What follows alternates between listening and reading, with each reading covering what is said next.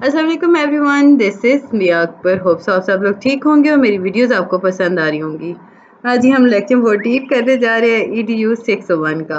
उम्मीद है कि आपको पिछले लेक्चर आ चुके होंगे इस समय। तो चलिए जी अपनी वीडियो स्टार्ट करते हैं। कंटिन्यूटी है जी, ये भी आपके अरिस्टोटल फिलॉसफी की।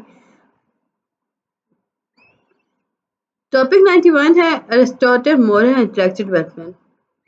एरिस्टोटल ने अपना ज़्यादातर टाइम जो था वो इंटेलेक्चुअल डेवलपमेंट ऑफ ह्यूमन पर रिसर्च करने में गुजारा। उसका मानना था कि जितना भी पास्ट ईयर में जितना भी काम हुआ है उससे ज़्यादा करने की इस पर ज़रूरत है। एरिस्टोटल जो था उसका ओपिनियन था जो वर्च्यू है, मोरालिटी है या इंटेलेक्ट है, ये ऐसे करैक्टरिस्टिक्स हैं जो कि हैप्पी लाइफ के लिए एक एसेंशियल किरदार अदा करते हैं। ये करैक्टरिस्टिक्स अगर ना हो तो आप अच्छी लाइफ गुजार नहीं सकते हो। अर्ली एजुकेशन की अगर हम बात करें, उसने एजुकेशन को अर्ली हायर एजुकेशन में कन्वर्ट किया था। अर्ली की बात करें तो इसमें म्यूज़िक और लिटरेचर को यूज़फुल टूल के तौर पे यूज़ किया गया था। हायर के अंदर हम देखें तो मैथमेटिक्स के बारे में बात की गई थी।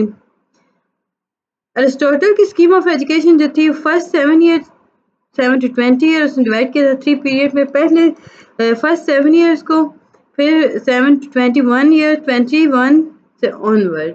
तो अब उन तीनों को हम देखते जाते हैं। फर्स्ट 7 ईयर के अंदर उसने कहा था कि बच्चे जो हों वो अपने घर में रहें। फैमिली जो होती है बच्चे पर एजुकेशन इन्फ्लुएंस जो होती है ना, वो ज़्यादा नहीं डालती। इस एज, ये वो एज होती है जब बच्चा घर पे होता है। फैमिली का इतना असर उस पर एजुकेशन इन्फ्लुएंस नहीं हो रहा होता। इंस्टीट्यूशन जो होते हैं वो डेंजरस होते हैं बच्चों के लिए। What should be done? अब उसने क्या कहा कि अब क्या करना चाहिए। प्रॉपर नरिशमेंट का ख्याल रखें बच्चों का। बच्चों को आप उन्हें बताएं कि किस तरह कोल्ड एक्सपोजर और दूसरे फोर्सेस से उन्हें करना है हैंडल। 7 से 21 की तरफ हम जाएंगे तो फॉर्मल ट्रेनिंग स्टार्ट हो जाती है। जिमनास्टिक एक्सरसाइज आ गई, म्यूजिक आ गई। यहाँ पे हम फॉर्मल एजुकेशन की तरफ बढ़ते हैं। यहाँ पे अरिस्टोटल ने कहा था कि जिमनास्टिक जो है वो फोस्टर मैनलाइनस की वजह से बहुत अहम है। इसमें म्यूजिक जो है उसने कहा था कि म्यूजिक का पर्पस जो है वो बहुत वैग है। अरिस्टोटल जो इंसिस्ट करता था म्यूजिक को इस तरह पढ़ाना चाहिए कि आप खुद को रिलैक्स फील करो, ना कि रिग्रेस प्रैक्टिस के तौर पे। लाइफ आफ्टर 21 ईयर तो हम देखें तो स्टूडेंट जो होते हैं यहाँ पे सिटीजन्स बन जाते हैं। ये वो स्टेज है जब वो एक्टिव सर्विस की, मतलब यूँ कर लें कि वो एक्टिव सर्विस करते हैं थ्रू सिटीजनशिप। वो अपनी स्टेट को इन्हांस कर सकते हैं, प्रैक्टिस की तरफ आ सकते हैं। उसने ये साबित किया था अपनी फिलॉसफी के according. Aristotle the golden mean. अब एरिस्टोटल जो था उसने बहुत सारी प्रॉब्लम फेस की थी एजुकेशन के अंदर। उसने इंटेलेक्चुअल मोरल डेवलपमेंट पे बहुत बात की। अरिस्टोटल जो था इसने इंडिकेट किया था कि एजुकेशन जो है वो इंटेलेक्चुअल के बारे में बात करती है, मोरल वैल्यूज़ के बारे में बात करती है। उसका मानना था कि जो गोल्डन मीन है वो बहुत फंडामेंटल प्रिंसिपल है जी एजुकेशन का। गोल्डन मीन है क्या? ये मोरल मीन को हम कहते हैं कि मोरल मीन ही का दूसरा नाम है गोल्डन मीन। इसमें हम देखें तो दो एक्सट्रीम के दरमियान का हिस्सा होता है। हम इसमें डिज़ायरेबल मिडिल वे होता है बिटवीन टू एक्सट्रीम। अब टू एक्सट्रीम्स हैं क्या? डिफिशिएंसी, एक्सेस, कमी या ज्यादती के दरमियान के हिस्से को उसने कहा ये गोल्डन मीन है। गोल्डन मीन के अगर देखें तो ये रेकलेसनेस की तरफ जाता है। इसमें हम डेफिशिएंसी को कावर्डनेस की तरफ लेके जाते हैं। इसमें मॉडरेशन का होना बहुत ज़्यादा ज़रूरी है। टीचिंग मेथड अगर देखें तो अरिस्टोटल जो था वो फर्स्ट फिलोसफर था जिसने फॉर्मुलेट किया था टीचिंग प्रोसीजर्स को। अरिस्टोटल सजेस्ट किया था कि नॉलेज जो है वो 3-4 तरह की होती है। हम इसमें देखें तो उसने बेसिक 5 तरह की बताई, 4 तरह की बताई थी। Inductive reasoning, deductive reasoning, scientific method and lecture method. Inductive reasoning की अगर हम बात करते हैं तो ये इसमें जनरल कंक्लूजन होता है जो on the basis of facts, जो डायरेक्ट ऑब्जर्वेशन से गैदर किए जाते हैं। इसमें आप नॉलेज को ऑब्टेन करते हो, थिंक करते हो, ऑब्जर्व करते हो नेचुरली। डिडक्टिव रीजनिंग में हम जाएं तो अब इसमें थिंक प्रोसेस जो होता है वो जनरल से स्पेसिफिक की तरफ चलता है, या आप जनरल नॉलेज से स्पेसिफिक नॉलेज की तरफ बढ़ते हो। साइंटिफिक मेथड के अंदर आप मुझसे टेक्निक्स यूज़ करते हो, इन्वेस्टिगेट करते हो, फिनोमेना को एक्वायर करते हो, न्यू नॉलेज को करेक्ट करते हो, इंटीग्रेट करते हो प्रीवियस नॉलेज को। लेक्चर मेथड अगर देखें तो ये अरिस्टोटल का फेवर किया था उसने लेक्चर मेथड को सुकरातिक डायलॉग के अकॉर्डिंग। लाइक उसने कहा था कि सोक्रेटिक डायलॉग से बेहतर है कि लेक्चर मेथड यूज़ किया जाए। इसमें नेचर ऑफ नॉलेज को उसने बताया था कि उसने डिफरेंट बताई थी प्लूटो और सोक्रात की बनिस्बत उनके यकीन उनके अकीदे के अगेंस्ट बताया था। क्रिटिसिज्म भी एरिस्टोटल पे हुआ था। अब एरिस्टोटल जो था ना उसका मानना था कि आप क्रिटिसिज्म को ऐसे अवॉइड कर सकते हैं कि आप कुछ ना बोलें, do nothing, be nothing, say nothing, do nothing, be nothing. Formation, function of man. Aristotle का assumption था कि मर्द जो हैं वो फंक्शन है। हेविली क्रिटिसाइज किया गया था इस बात को। क्रिटिक्स ने का मानना था कि उसने सारी चीज़ें जो थी वो बताई अपनी थ्योरी के अंदर ह्यूमन मैन को डिस्क्राइब करने में। गोल्डन मीन अरिस्टोटल ने मेंटेन किया था जी राइट एक्ट को, इसका मतलब ये था कि दो एक्सट्रीम के दरमियान। बट यहाँ पे क्रिटिक्स ने कहा था कि इम्पॉसिबल है कि आप डिटरमिन कर सको इस कॉन्सेप्ट को एक्चुअल सिचुएशन के अंदर। एथिकल बिलीफ अरिस्टोटल का मानना था कि इंसान का जो एथिकल बिलीफ होता है वो असेंशियल होता है उसकी हेल्थ के लिए। उसमें क्रिटिक्स का मानना था कि सही नहीं है। एजुकेशन जो है वो एक स्टेट फंक्शन है। क्रिटिक्स का मानना था कि एजुकेशन जो है उसमें बहुत सारे पार्ट्स ऑफ पॉलिटिक्स भी आते हैं। लाइक इसमें हम सेपरेट नहीं कर सकते इसके पॉलिटिक्स से। फिर इसमें क्रिटिसिज्म होता है विशियस पर्सन। एरिस्टोटल ने डिफाइन किया था विशियस पर्सन को कि वो देन उसे क्रिटिसाइज किया गया था। उसके अंदर विशियस पर्सन जो है वो हाईली कम्पिटेटिव होता है, उसका कंसर्न नहीं होता कॉन्सिक्वेंसेज अपने एक्शंस के अकॉर्डिंग। वो लाइक ऑब्सेस नहीं करता, वो लाइक अपने मोरल स्टैंडिंग के कंसर्न नहीं करता। वुमेन एक्सक्लूजन की अगर हम बात करते हैं तो मॉडर्न द एजुकेटर क्रिटिसाइज करता है एरिस्टोटल को क्योंकि उसने वुमेन्स को एजुकेशन से दूर कर दिया था। लेक्चर 15। फिर जी हमारे पास आता है रोजो फिलॉसफी। रोजो रोजो वाज ये जी जेनेवा में पैदा हुआ, 1712 में पैदा हुआ और 1778 में इसकी डेथ हो गई। इसने फॉर्मल एजुकेशन ली थी। ये मिडिल क्लास पेरेंट्स थे इसके। फादर जो थे वो सेटलर थे। वो सेल्फ टॉट जीनियस था जी एज ऑफ एनलाइटमेंट के अंदर। लाइक वो ट्यूटर था नोबलमैन का बच्चों का। इमाइज वन उसका अहम काम है डेवलपमेंट साइकोलॉजी के अंदर। इमाइल ने रोज़ो को फेम दिया था। इमाइल जो है वो बेसिकली उसने banishment by Paris theology faculty के अकॉर्डिंग उसने रीजंस प्रोवाइड की थी। उसने खुद को प्रेजेंट किया था पैराडॉक्स के तौर पर। रोज़ो जो था उसने ट्रेडिशनल एजुकेशन सिस्टम पे बहुत ज़्यादा वर्क किया था। रोज़ो जो था उसने मेंटेन किया था चिल्ड्रंस के लाइक उसमें उसने कहा था कि बच्चों को ट्रीट करना चाहिए, उन्हें एजुकेट इस तरह करना चाहिए कि वो एक अच्छे इंसान के तौर पर सामने आए। रोज़ ऑफ फिलॉसफी हम देखें तो ये फोकस करता है नेचर ऑफ द चाइल्ड पर। करेक्ट एजुकेशन उसमें हम देखें रोज़ों के नज़दीक करेक्ट एजुकेशन जो है वो डिस्पोज करता है बच्चे को कि वो अच्छे से सीख सके, वो सच्चाई की तरफ जा सके, वो हर एज में समझ सके क्या ठीक है और क्या गलत है, किस चीज़ की तरफ आगे बढ़ना है। नेचर की अगर बात करें तो उसने कहा था कि नेचर के साथ इंसान को हार्मनी के तौर पे रहना चाहिए। एजुकेशन जो है वो डायरेक्ट डायरेक्ट चिल्ड्रंस को देनी चाहिए गुडनेस के अकॉर्डिंग। लाइक हम देखें तो उनको इन्हांस करेगी गुडनेस की वे को।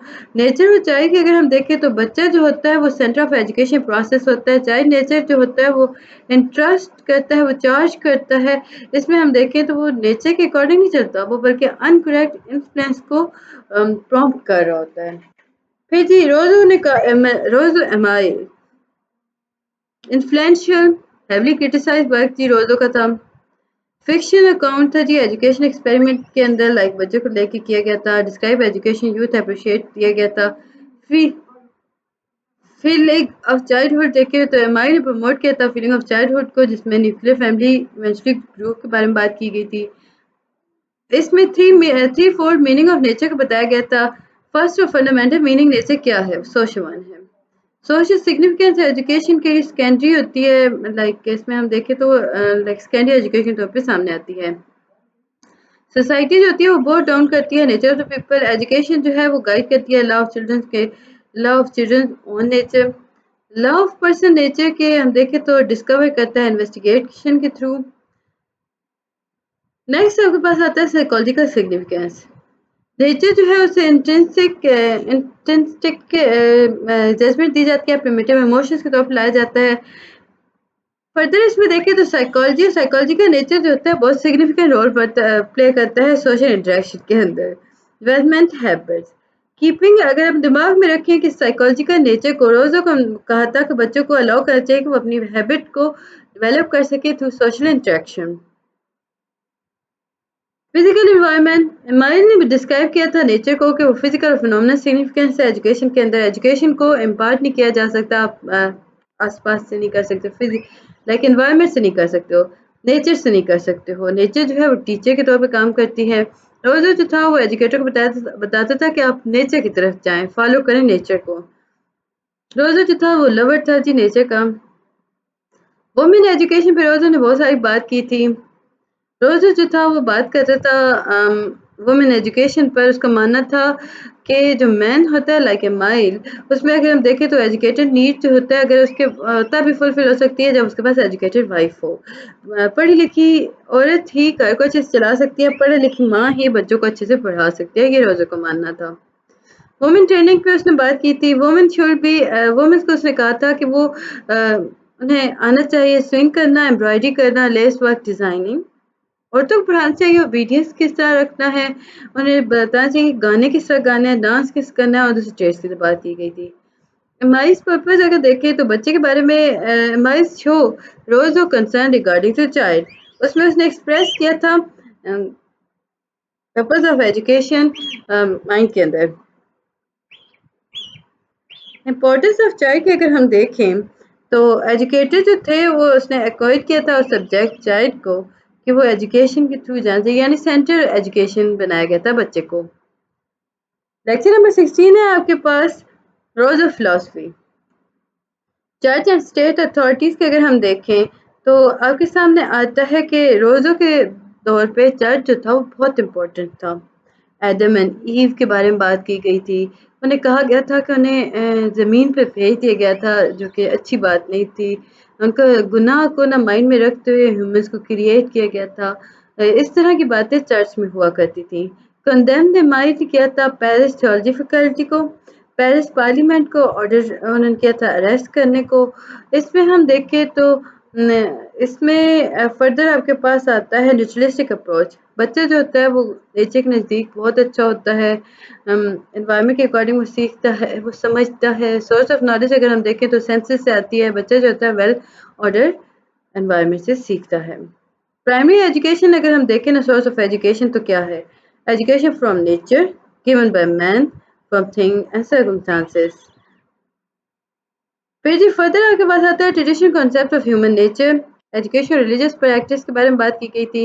ह्यूमन नेचर को एसेंशली कंसिडर किया गया था कि वो बैड है, कि फर्स्ट एजुकेशन थी जो कि प्योरली नेगेटिव कंसिडर की गई थी। फिर जी नेगेटिव एजुकेशन। अब नेगेटिव एजुकेशन क्या है? इसमें हम बात करें तो इसमें आपके पास टीचिंग वर्च्यू और गुडनेस के बारे में बात नहीं की जाती। बच्चे को पढ़ाया जाता है कि वो नेगेटिव इन्फ्लुएंस से फाइट कैसे कर सकते हैं।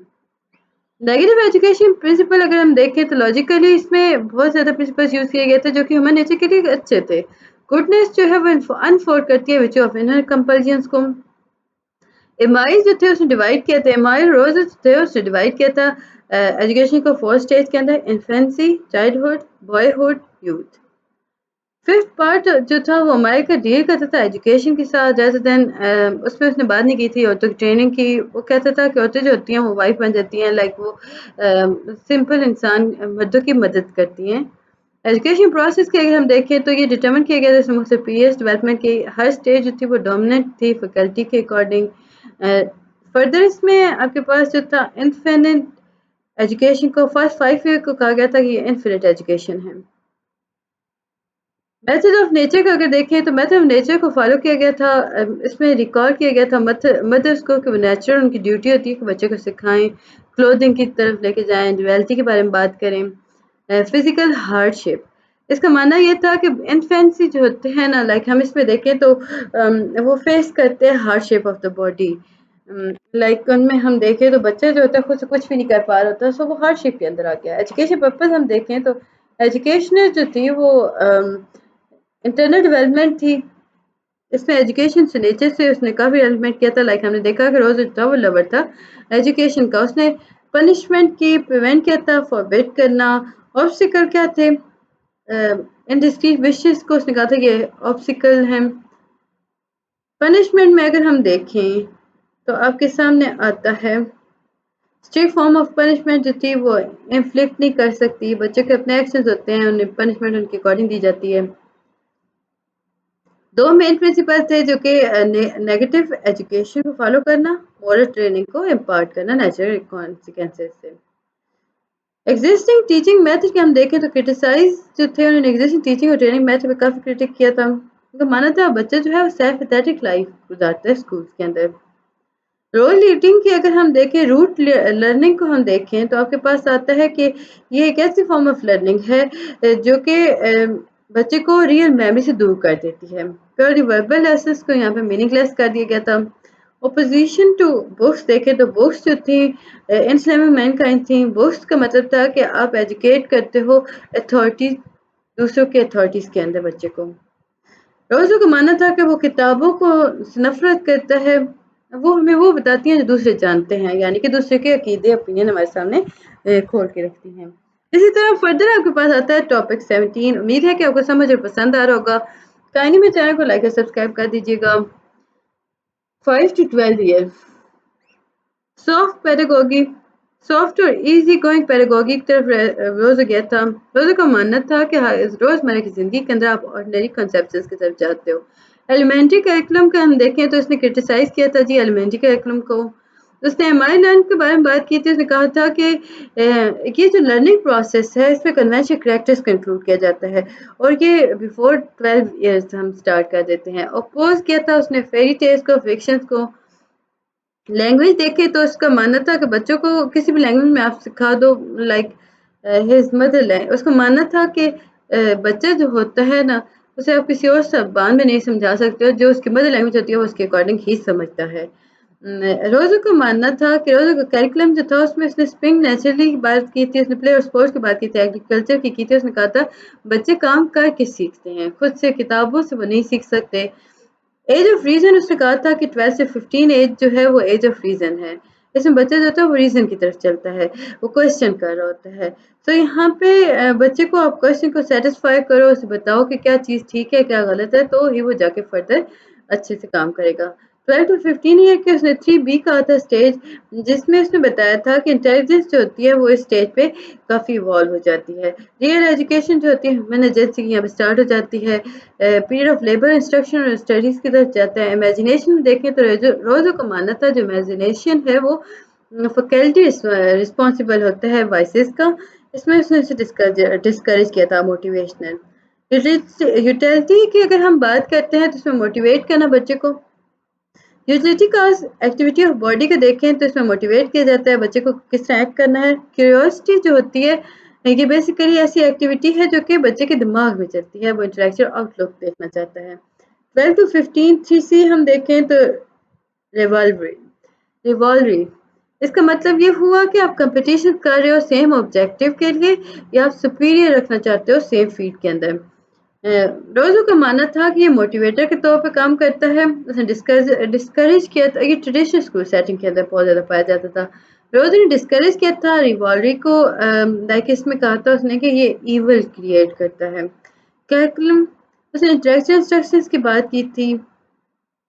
जियोग्राफी और एस्ट्रोनॉमी को उसने कहा था कि पहला सब्जेक्ट है जो इंटरेस्ट के अकॉर्डिंग होता है और ये नेचर के साथ साथ चलता है। फर्दर इसमें देखें तो करिकुलम ऑब्जेक्टिव देखें तो करिकुलर ऑब्जेक्टिव आपके पास आता है कि इम्प्लांट करना टेस्ट ऑफ नॉलेज को, थिंक करना क्लियरली, फर्निश करना राइट मेथड को। ट्रेनिंग मेथड देखें तो रोज़ों को मानना था जो सेल्फ एजुकेशन है बच्चे के अगर हम देखें तो वो उसमें आसानी से सीख सकता है। एजुकेशन फ्रॉम 15 टू 20 देखें तो इसमें बच्चा जो होता है वो चाइल्डहुड से ऊपर हो जाता है। यहाँ पे इमर्जेंस ऑफ सेक्स और होता है, इमर्जन ऑफ सेंटिमेंट और होता है। बच्चा जो होता है उसे लाइक हार्मनेसली किस तरह रहना है उसे समझ आ रहा होता है। यहाँ पे लव जो होता है वो दूसरों से करना शुरू हो जाता है, जो कंट्रोल करता है इसकी मोटिव स्टेट को। गोल ऑफ एजुकेशन देखें तो इमोशनल डेवलपमेंट हो रही होती है, मोरल परफेक्शन की तरफ जा रहा होता है। बच्चे की माइंड की लिमिटेशन देखें तो इसमें लो लेवल ऑफ एक्सपीरियंस आ रहा होता है, वो खुद से जज नहीं कर पा रहा होता। सोशल मोरल लाइफ देखें तो इसमें ट्रू वर्क ऑफ एजुकेशन आ रहा होता है, इनर इमर्जेंस हो रही होती है, ग्रोथ और एक्सरसाइज की तरफ जा रहा होता है। कैरिकुलम देखें, नॉलेज ऑफ ह्यूमन नेचर होना चाहिए, साइकोलॉजी हो गई, सोशियोलॉजी हो गई, एथिक्स हो गई, ये ऐसी हैं जो नेचर के नज़दीक नज़दीक थी। Natural interest, artificial affair, traditional education जो है वो लाइक हम देखें तो रीमेक करती है नेचर को। बच्चे को बताती है ट्रेडिशनल वे ऑफ थिंकिंग क्या है, काम किस तरह करना है। इसी तरह फर्दर हम देखें तो रोज़ों के नज़दीक एजुकेशन जो थी लाइक उसमें हम देखें तो ये आपका प्रिपरेशन फॉर फ्यूचर नहीं करती थी। लाइक उसका मानना था कि आप जब तक खुद से एक्सपीरियंस नहीं करते हो, आप फ्यूचर की तरफ बढ़ नहीं सकते हो। Foundation of 19th century education system देखें तो रोज़ ऑफ फिलॉसफी जो थी वो फाउंडेशन बनी थी एजुकेशन रिफॉर्म की, जो कि 19th सेंचुरी में आई थी। एजुकेटर्स जो थे उन्होंने सबसे पहले देखा कि कंट्रोवर्सीज़ को देखा गया था। लाइक उसमें हम देखें तो फिलॉसफी की तरफ गए थे रेदर देन वो कंट्रोवर्सीज की तरफ नहीं गए थे। इफेक्ट्स ऑन स्कूल देखें तो effect of role of philosophy जो थी वो स्कूल पर इमिटेट थी। इसमें इंटेंस अपोजिशन थे चर्च और स्टेट के अकॉर्डिंग।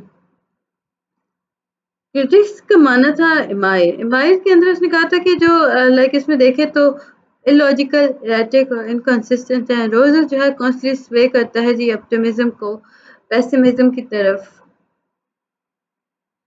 उम्मीद है कि आपको ये सब समझ और पसंद आ रहा होगा। कहीं भी चैनल को लाइक और सब्सक्राइब कर दीजिएगा। वीडियो पसंद आती है तो कमेंट करें। कुछ नहीं समझ आ रहा तो उससे पता कर लें। तो ये जी आपका मिड टर्म लास्ट लेक्चर होगा, lecture 18 Mortimer Adler philosophy. Mortimer Adler Adler जो है वो 1902 में पैदा होता है। 2001 में इसकी डेथ हो जाती है। अमेरिकन फिलोसफर है। स्कूल ड्रॉप हुआ था जी। इसका स्क्राटिक डिस्कशन ग्रुप 1921 के अंदर से पार्टिसिपेट किया था। कोलंबिया यूनिवर्सिटी वो इंस्पायर था जॉन स्टॉर्ट मिल। उसे बहुत ज़्यादा इसने पढ़ा था। उसने डिसाइड किया था कि फिलासफी को कोलंबिया के अंदर जाकर पढ़ेगा। उसने पीएचडी की थी अमेरिका के अंदर। उसमें कोई बीए एमए रेलिवेंट नहीं था। लाइक इसमें हाई स्कूल डिप्लोमा के बेस पे उसने किया था। यूनिवर्सिटी ऑफ शिकागो में देखें तो फैकल्टी ऑफ फिलासफी के अंदर रहा था। कॉन्फ्लिक्ट जो था यूनिवर्सिटी के अंदर जब हुआ तो उसमें उसने करिकुलम के अंदर काफ़ी हेल्प किया। एजुकेशनल रिफॉर्म देखें तो उसने सेंट्रल इंटरेस्ट को कहा था रीडिंग डिस्कशन एनालिस्ट। उसने अपनी पूरी लाइफ जो थी फिलोसफी पे वर्क करते हुए गुजार दी। इम्पोर्टेंट वर्क इसका क्या है? इंसाइक्लोपीडिया इसने क्रिएट की थी Britannica. Great book of western world programme, great book foundation, centre of the study, the great idea, great book course turn curriculum. Elder education philosophies की अगर हम बात करें तो इसमें उसने बात की थी एक्सपीरियंस की। उसने कहा था एक्सपीरियंस जो है वो बड़ा टीचर है। लर्निंग जो है वो लाइफ लॉन्ग एजुकेशन प्रोसेस का एक छोटा हिस्सा है। स्कूलिंग जो है बेस्ट प्रिपरेटरी है। काइंड ऑफ एजुकेशन है general specific preparatory continuity terminal unending.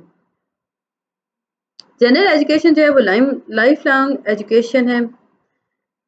Liberal education जो है इसमें इंडिविजुअल को लिबरल वे के अंदर आर्ट सिखाया जाता है। इसमें फर्दर देखें स्पेशलाइज एजुकेशन तो ये वो एजुकेशन है जो कि ना लिबरल है। ये स्पेशलाइज करती है ज़्यादातर आपको। तो आप जब स्कूल छोड़ देते हो उसके बाद जब आप जाके काम करते हो आपको तब स्पेशलाइज हासिल होता है नॉलेज। इसमें आप पोजेस करते हो ट्रुथ को। फास्ट नॉलेज होती है वो इम्पॉसिबल हो जाती है। पीडिया प्रपोजल जो है ये एजुकेशन ग्रीक के अंदर एजुकेशन के लिए ये लफ्ज़ यूज़ होता है पीडिया। ये मतलब क्या है? एंशियस ग्रीस है। इसका मतलब आप क्या होता है culture education. Paideia proposal education manifesto था जिसे साइन किया गया था 1982 के अंदर। इसे माना गया था पीडिया ग्रुप को। K-12 एजुकेशन रिफॉर्म्स आए थे। सिस्टम ऑफ लिबरल एजुकेशन था। One track system of schooling था। पर्पस क्या थे? इसके पर्पस थे कि आप इंटेलिजेंट रिस्पॉन्सिबल फैशन के थ्रू अर्न कर सकते हो, लिव कर सकते हो, आप फंक्शन करते हो इंटेलिजेंट रिस्पॉन्सिबल सिटीजन के तौर पर। थ्री फोल्ड ऑब्जेक्टिव इसका भी था। इसमें इंडिविजुअल जो थे उन्हें सेम एजुकेशन अपॉर्चुनिटीज प्रोवाइड कर देनी चाहिए। बेसिक स्कूलिंग जो है वो बच्चों को रिस्पॉन्सिबल सिटीजन के तौर पे कन्वर्ट करता है। बेसिक स्कूलिंग जो है वो बच्चों को प्रिपेयर करता है कि किस तरह आपने ज़िंदगी गुजारना है। लाइफ लॉन्ग लर्निंग के अंदर हम देखें तो ये इसका पर्पस था स्कूलिंग के अंदर। एल्डर का मानना था कि आप बच्चों को life long process of learning की तरफ प्रिपेयर करते हो। फाइनल ऑब्जेक्ट देखें तो at the age of 60 individual जो कि एंगेज करता है लाइफ लर्निंग को वो एक्सपेक्ट करता है फुली मेच्योर एक्सपीरियंस बंदे के तौर पर सामने आता है। थ्री कॉलम थे टीचिंग लर्निंग अंडरस्टैंडिंग।